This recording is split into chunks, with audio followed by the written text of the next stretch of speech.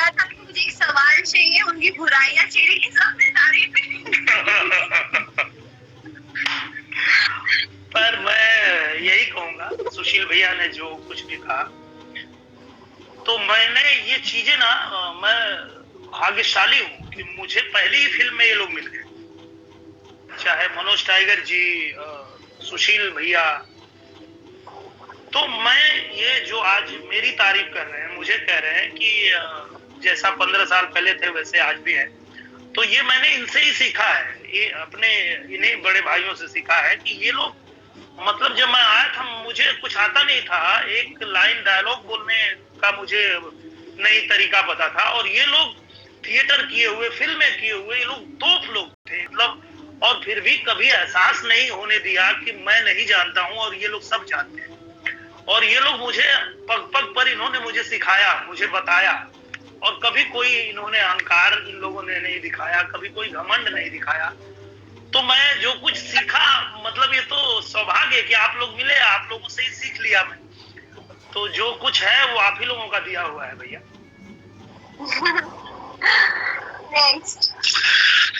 दिनेश भैया से 15 साल पुरानी पहचान है, लेकिन वो डायरेक्टली पहचान हुई जब उनके साथ काम करना शुरू किया, जब उनको व्यक्तिगत तौर पर जानना शुरू किया, एक कलाकार के तौर पर, एक गायक के तौर पर, एक परफॉर्मर के तौर पर। और मैं अपने आप को सौभाग्यशाली समझता हूँ कि कहीं भी जब कहीं फंसा हूँ और कहीं एक अंदर झिझक रही है, उस झिझक को उन्होंने आगे से आके मुझे मेरे अभिनय की अभिव्यक्ति को व्यक्त करने में सरलता प्रदान करी है। कई बार होता है काम करते हुए अब छूने या मारने, इन सारी चीजों में संकोच करते हैं, पर उन्होंने बहुत सरलता सहजता से कि अरे नहीं, आप आइए, आपका काम अच्छा होगा तो मेरा काम भी अच्छा होगा। तो ये परिपक्वता और ये समझदारी ही आपको आज जिस मुकाम पे लेके आई है कि आप लाखों लोगों के दिलों पे राज कर रहे हैं, लाखों लोगों का प्यार आपको मिलता है। एक आधा दर्जन सिनेमा आपके साथ कर लिया, आपको व्यक्तिगत तौर पर इतना ही जाना हूं कि सेट पे आप भले ही कितने हंसी मजाक कर रहे हैं, लेकिन दिमाग के किसी कोने में आपकी तैयारी चलती रहती है, जो मैंने भोजपुरी में 2-3 और हमारे वरिष्ठ कलाकारों के देखा है कि यहाँ बैठ के हंसी मजाक करते हैं, कट्टू जाके शॉट देख के चले आते हैं और वहां भी ताली बजा के फिर आके हाँ तो हम कहाँ थे। और दिनेश भैया के अंदर ये बहुत अच्छी बात है कि वो किस्सा जहाँ छोड़ के जाते हैं सेट पे, शॉट देके आएंगे, वो किस्से को वहीं शुरू करेंगे, मतलब एक साथ दो दिमाग चलते हैं। तो दिनेश भैया आप जैसे हैं बहुत अच्छे हैं, और मैं अपने आप को सौभाग्यशाली समझता हूँ कि आपके साथ बहुत अच्छा समय गुजारा है और आगे भी बहुत अच्छा समय गुजारूंगा, बहुत अच्छे सिनेमा करूंगा। धन्यवाद, प्रणाम। वाह। ये है कि आप कुछ भूलते नहीं है, जो बात आप अभी कर रहे हैं, फिर आधे घंटे बाद 1 घंटे बाद आपको वापस वही बात पे आप आएंगे, याद रहेगी आपको, मैं भूल जाती हूँ। ये समर्थ भैया थे? हाँ जी, समर्थ चतुर्वेदी जी। मतलब क्या मैं बोलूं, ये सब लोग जो हैं, जितना भी सिनेमा हम लोग करते हैं, अरे ये लोग क्या है, बिना मतलब मेरी तारीफ किए हुए हैं, और ऐसा कुछ नहीं है। ये लोग खुद ही इतने अच्छे हैं, इतने स्पॉन्टेनियस हैं कि मैं इन लोगों के मंडली में जब बैठता हूं तो मैं खुद को भूल जाता हूं, और मैं बस किस्से पे किस्से चलते रहते हैं, और मुझे उसमें बड़ा मजा आता है।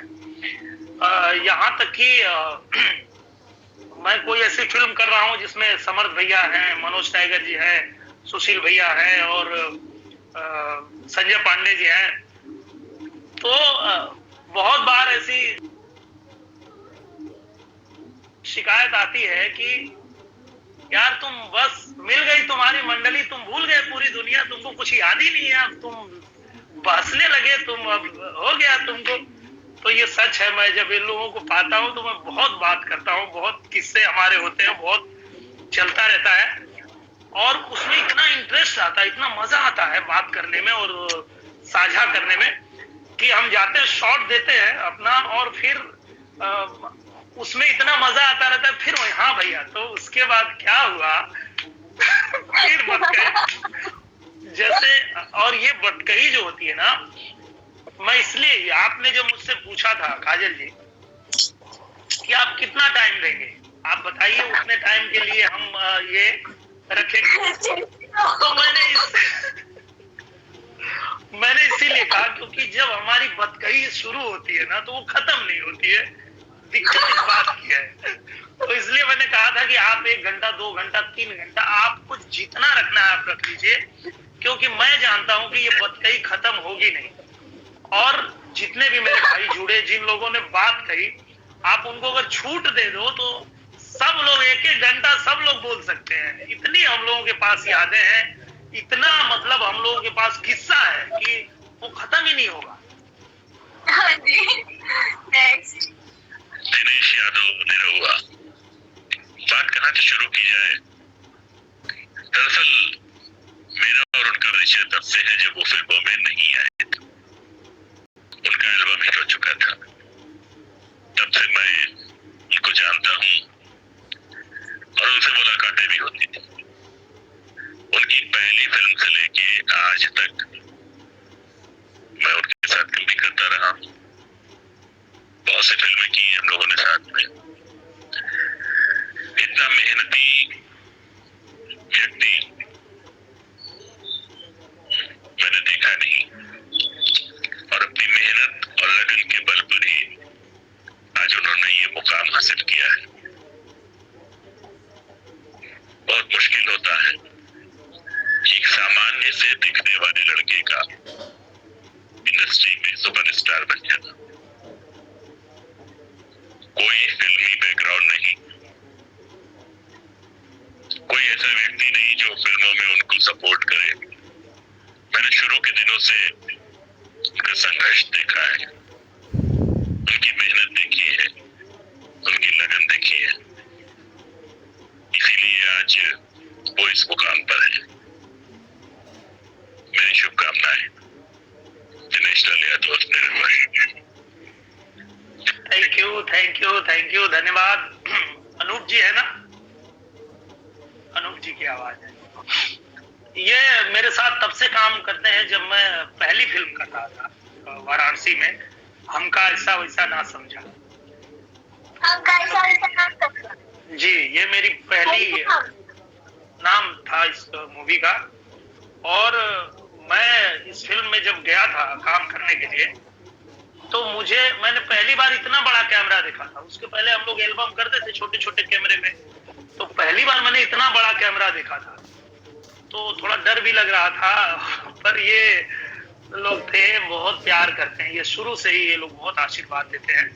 किरण जी थी उस फिल्म में, अनूप जी थे, तो ये लोग मुझे बताया कि अरे चिंता मत करो, जैसे वो कैमरा है वैसे ये भी है, जैसे वहां करते हो वैसे यहाँ भी करो, डरो मत। तो ये लोग जो है मुझे तब से मेरे साथ है, और तब भी उतना ही सीखता था, आज भी मैं इनसे उतना ही सीखता हूँ। और जो एक बात सुशील भैया ने कहा कि आप इतने सिंपल कैसे,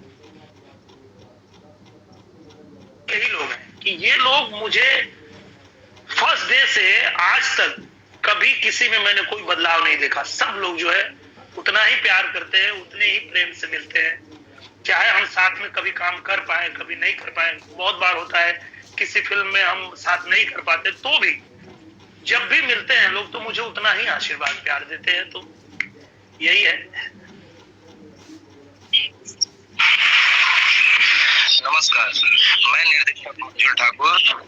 दिनेश जी, आपसे मेरा एक सवाल कि निरहुआ हिंदुस्तानी 2 की शूटिंग के वक्त हम एक ऐसी बुक लाए थे जिस बुक को फिल्म के सीन में सभी कैरेक्टर देख रहे थे, लेकिन आपस में एक दूसरे से छुपाना चाहते थे कि मेरी बुक नहीं है। उस बुक को आप एक ही दिन में हमारे सीन शूट कंप्लीट करने से पहले ही अपने मेकअप रूम में पूरा पढ़ लिया। अब आप बताते हैं कि उस बुक का नाम और वो बुक किस चीज की थी।